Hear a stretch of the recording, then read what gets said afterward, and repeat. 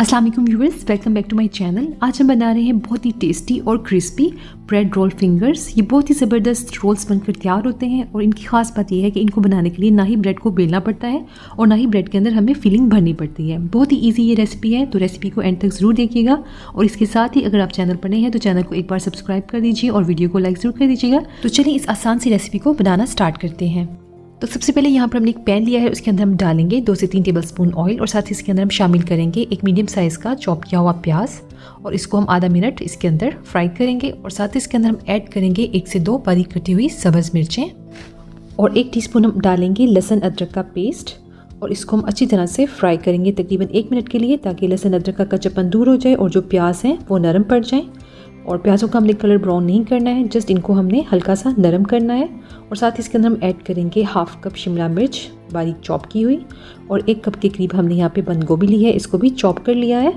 और साथ ही इसके अंदर हम 1 कप ऐड करेंगे बॉयल किया हुआ श्रेडेड चिकन और चिकन को भी हमने नमक और पानी डालकर अच्छे से बॉईल कर लिया था और उसको फिर हमने श्रेड कर लिया था और इनको अच्छी तरीके से हम मिक्स करेंगे। यहाँ पर हमने सब्जियों को ज़्यादा पकाना नहीं है, सब्जियों में क्रंच रहना चाहिए, इसलिए यहाँ पर हाई फ्लेम पर इनको बस हल्का सा भूनेंगे।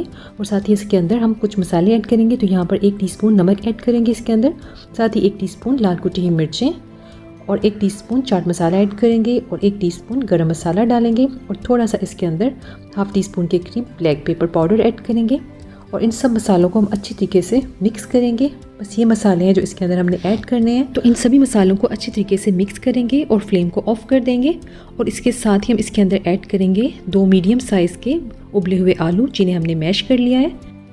आलूओं को हम अच्छे तरीके से इसके अंदर मिक्स कर लेंगे और ये देखें अच्छे तरीके से सब मिक्स हो गया है।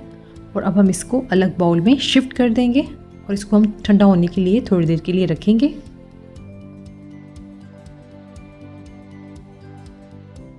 यहाँ पर मैंने लिए हैं 4 अदद ब्रेड के स्लाइसेस। ये रेगुलर ब्रेड है और इसके हम हाथों की मदद से छोटे बड़े पीसेस कर लेंगे और फिर इसको हम करेंगे सोक।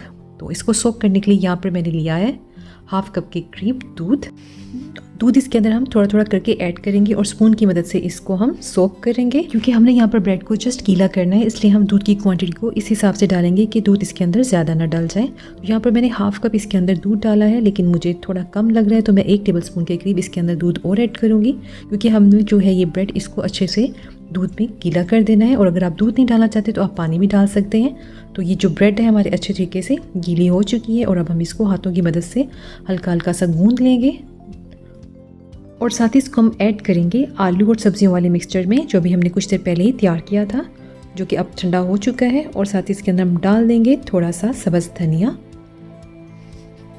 और इन सबको भी हम बहुत अच्छे से मिक्स कर लेंगे। तो ये देखिए हमारे रोल्स का बेहतरीन सा मिक्सचर तैयार हो गया है। और अगर इस पॉइंट पर आपको लगे कि ये जो मिक्सचर है थोड़ा सा गीला रह गया है तो आप इसके अंदर 1 से 2 टेबलस्पून कॉर्नफ्लोर भी ऐड कर सकते हैं। लेकिन यहाँ पर मुझे इसके अंदर कुछ भी ऐड करने की ज़रूरत नहीं है क्योंकि इसकी कंसिस्टेंसी परफेक्ट है। तो चलिए अब इसको हम शेप देते हैं। तो यहाँ पर मैंने हाथों को ऑयल से ग्रीस कर लिया है और मिक्सचर में से हम थोड़ा सा पोर्शन लेंगे और इसको हम लंबाई के रुख में इस तरीके से रोल्स बनाएंगे। तकरीबन 3 इंच ये लंबा रोल है और फिंगर की शेप हमने इसको देनी है। तो इस तरीके से हमने सभी रोल्स तैयार कर लेने हैं। और अगर आपको इसमें जो भी शेप पसंद हो आप इसको वो शेप दे सकते हैं, गोलाई में, या जो भी आपको शेप अच्छी लगे आप उस हिसाब से इसको शेप दे दीजिएगा। तो इस तरीके से मैंने बाकी सभी रोल्स तैयार कर लेने हैं। इस मिक्सचर से मैंने तकरीबन 20 से 21 रोल्स तैयार किए हैं और अब हम इसकी कोटिंग तैयार करेंगे। तो यहाँ पर हम एक बाउल लेंगे और उसके अंदर हम डाल देंगे 1/3 कप मैदा और साथ ही इसके अंदर हम ऐड करेंगे 1/2 कप के करीब पानी और इसको अच्छी तरीके से मिक्स कर लेंगे। मैदे को ज़्यादा पतला नहीं रखेंगे, बस इतना हो कि इसमें चम्मच जो है वो इजीली कोट हो जाए। और इसके साथ ही हमने यहाँ पर ले लिए हैं ब्रेड क्रम्स और अब इनकी कोटिंग करेंगे।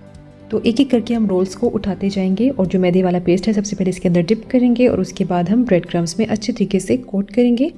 तो इसकी हमने बहुत अच्छे तरीके से इसको इसके अंदर कोट करना है। तो इसी तरीके से हमने बाकी सभी जो रोल्स हैं उनको कोट कर लेना है। तो ये देखिए बेहतरीन से इनकी कोटिंग हो गई है और इस पॉइंट पर आकर आप इनको तकरीबन 1 से 2 वीक के लिए फ्रीज भी कर सकते हैं। और जब आपने इनको पकाना हो तो इनको हाई फ्लेम पर आप फ्राई कर लें। तो अब हम इनको फ्राई करेंगे। तो यहाँ पर हमने ऑयल को गर्म कर लिया है और इसके अंदर हम रोल्स को डालते जाएंगे। इनको हम मीडियम टू लो फ्लेम पर पकाएंगे क्योंकि इनके अंदर का जो मिक्सचर है वो सारा कुक्ड है, तो इसलिए इनको पकाने में ज़्यादा देर नहीं लगेगी। और इनको दोनों साइड से हमने अच्छी तरीके से गोल्डन और क्रिस्पी होने तक फ्राई करना है। तो ये देखिए इनका बेहतरीन सा गोल्डन कलर आ गया है और अब हम इनको निकाल लेंगे। आप इस रेसिपी को ज़रूर ट्राई करिएगा। ये रोल्स बहुत ही ज़बरदस्त, बहुत ही क्रिस्पी और टेस्टी बनकर तैयार होते हैं और ये किसी भी टी टाइम पार्टी के लिए और अफ्तार पार्टीज़ के लिए बहुत ही बेस्ट है। उसके अलावा बच्चों के लंच बॉक्स के लिए बेहतरीन है। और आई होप आपको आज की रेसिपी पसंद आई होगी और अगर आपको रेसिपी ज़रा सी भी अच्छी लगे तो चैनल को एक बार लाइक और सब्सक्राइब जरूर कर दीजिएगा। इंशाल्लाह फिर मिलते हैं नई वीडियो में नई रेसिपी के साथ। अपना बहुत सारा ख्याल रखिएगा। अल्लाह हाफिज़।